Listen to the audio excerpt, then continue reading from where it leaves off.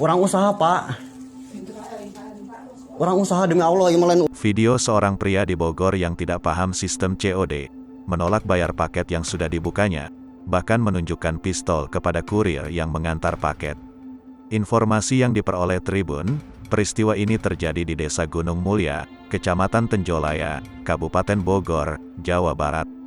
Dalam video, terdengar cekcok mulut dalam bahasa Sunda antara konsumen dengan kurir Ninja Express yang mengantar paket itu. Konsumen mengatakan paket berupa sandal yang sampai kepadanya tidak sesuai dengan pesanan. Ukuran sandal tidak tepat, kemudian warnanya juga tidak sesuai yang ia pesan. Dalam video terlihat warna sandal yang datang kepadanya adalah warna coklat. Atas dasar itu, konsumen tersebut mengatakan tidak akan mau menerima paket dan tidak mau membayarnya. Namun kurir meminta supaya paket tersebut dibayarkan, sebab sudah dibuka oleh konsumen. Pengiriman barang ini menggunakan sistem COD. Pria penerima paket terlihat tidak terima dengan sikap dari kurir itu, yang disebut warganet bernama Yoga. Setelah perdebatan tersebut, pemesan barang pergi sekitar 10 detik, lalu datang menemui si kurir. Di tangan kanannya pria tersebut tiba-tiba sudah terlihat sebuah benda mirip pistol.